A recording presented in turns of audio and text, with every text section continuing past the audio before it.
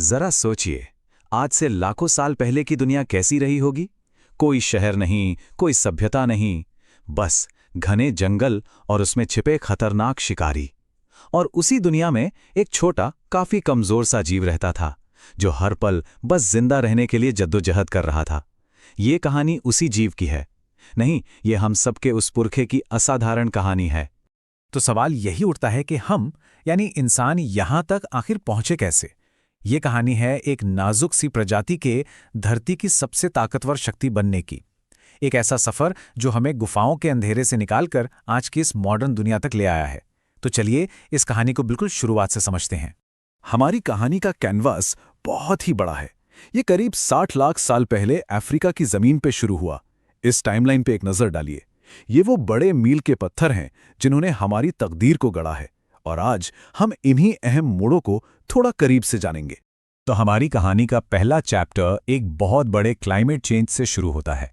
धरती का मिजाज बदल रहा था और अफ्रीका में एक जबरदस्त पर्यावरण में बदलाव आ रहा था, और इसी ने हमारे पूर्वजों के सामने एक नई बहुत बड़ी चुनौती पेश कर दी। देखिए, प्रॉब्लम ये थी, मौसम बदलने की वजह से जो घने जंगल थे वो सिकुड़ रहे थे और उनकी जगह ले रहे थे खुले घास के मैदान, जिन्हें हम सवाना कहते हैं। अब पेड़ों पर रहने वाले हमारे शुरुआती पुरखों के लिए तो ये एक प्रलय जैसा था। उनका घर, उनका भोजन, उनकी सुरक्षा, सब कुछ उनसे छिन रहा था। अब उनके सामने दो ही रास्ते थे, या तो वक्त के साथ खत्म हो जाओ या फिर खुद को बदल लो, और उन्होंने दूसरा रास्ता चुना। यहीं पर एवोल्यूशन का एक सबसे बड़ा चमत्कार हुआ, दो पैरों पर चलना, जिसे साइंटिस्ट बाइपेडलिज्म कहते हैं। और जानते हैं, इस एक बदलाव ने तो जैसे पूरा खेल ही पलट दिया। हाथ आजाद हो गए, जिनसे वो बच्चों को उठा सकते थे, खाना जमा कर सकते थे। खुले मैदानों में अब वो लंबी घास के ऊपर से दूर तक देख सकते थे, शिकारियों पर नजर रख सकते थे। और तो और, सीधे खड़े होने से धूप भी कम लगती थी, मतलब शरीर ठंडा रहता था। इस क्रांति का सबसे दिल छू लेने वाला सबूत हमें तंजानिया के लेठोली में मिलता है। यहाँ ज्वालामुखी की राख में हमारे पूर्वजों के पैरों के निशान जमे हुए मिले हैं।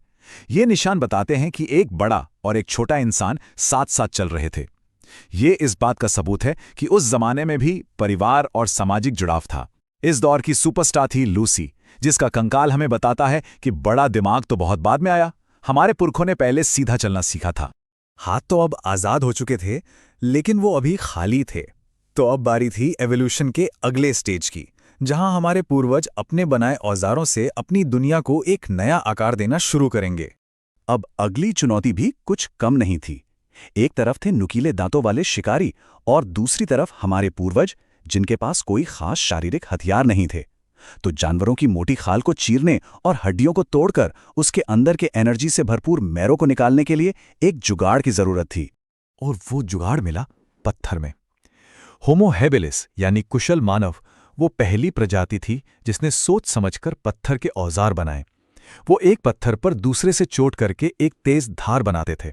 सोचिए, वो पहला पल जब हमारे किसी पुरखे ने ऐसा किया होगा। वो सिर्फ एक पत्थर का टुकड़ा नहीं था, वो टेक्नोलॉजी का जन्म था। लेकिन कहानी में एक और जबरदस्त मोड़ आना बाकी था। एक ऐसी खोज जो अंधेरे को हमेशा के लिए मिटाने वाली थी। होमो इरेक्टस यानी सीधा चलने वाले मानव ने एक रहस्यमयी ताकत पर काबू पाया, और वो थी आग। और आग ने तो सच में सब कुछ बदल दिया। रात में जलती आग एक सुरक्षा कवच बन गई। पका हुआ खाना पचाना आसान था, जिससे हमारे दिमाग के विकास के लिए ज्यादा एनर्जी मिली। और आग के चारों ओर बैठकर ही तो पहली बार समुदाय की भावना ने जन्म लिया। ये वो चिंगारी थी जिसने हमारे पूर्वजों को पूरी दुनिया जीतने का हौसला दिया। तो अब स्टेज तैयार था हमारी अपनी प्रजाति होमो सेपियंस के आने के लिए। और इस बार क्रांति शरीर में नहीं, बल्कि दिमाग के अंदर होने वाली थी। हमारी असली सुपर पावर थी भाषा। हमारी अपनी प्रजाति होमो सेपियंस यानी बुद्धिमान मानव ने एक ऐसी काबिलियत विकसित की जो हमें बाकी सबसे बिल्कुल अलग करने वाली थी। बोलने और मुश्किल से मुश्किल विचारों को एक दूसरे से साझा करने की क्षमता। भाषा की असली ताकत थी मिलकर प्लानिंग करने की काबिलियत। अब मैमथ जैसे विशाल जानवरों का शिकार करना मुमकिन था।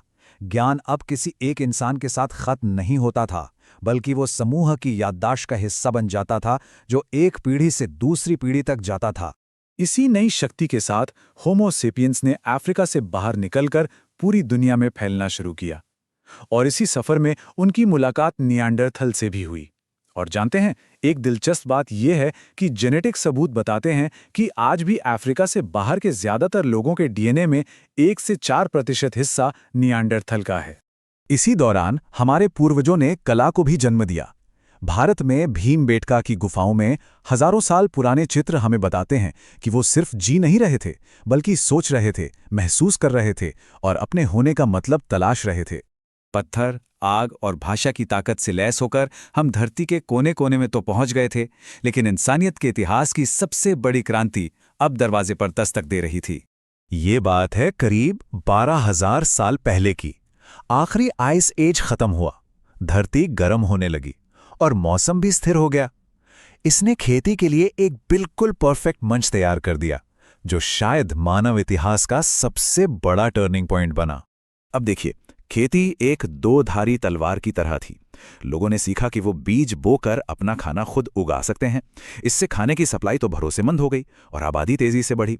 लेकिन इसके कुछ नुकसान भी थे। एक जगह रहने से बीमारियां भी आसानी से फैलती थीं और समाज में गैर बराबरी भी पैदा होने लगी।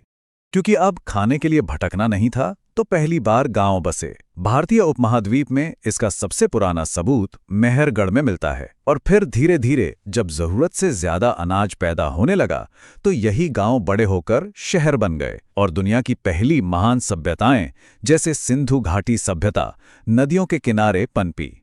जरा एक पल रुककर सोचिए, लाखों साल पहले सवाना में पत्थर तोड़ने वाले एक जीव से लेकर अब हम विशाल शहरों और जटिल समाजों के निर्माता बन चुके थे। हमारी ये यात्रा वाकई में कितनी असाधारण रही है। तो इस पूरी कहानी का सार क्या है? हमने 2 पैरों पर चलकर हाथ आजाद किए, पत्थर को तराशकर अपनी ताकत बढ़ाई, आग पर काबू पाकर अंधेरे को हराया, भाषा से ज्ञान की नींव रखी और आखिर में एक बीज बोकर हमने सभ्यताओं के जंगल उगा दिए। ये कहानी हमें याद दिलाती है कि हम कौन हैं और कहां से आए हैं। लेकिन ये सफर अभी खत्म नहीं हुआ है। हमारे पुरखों ने तो पहले पन्ने लिख दिए थे। अब सवाल ये है कि हमारे अध्याय में क्या लिखा जाएगा।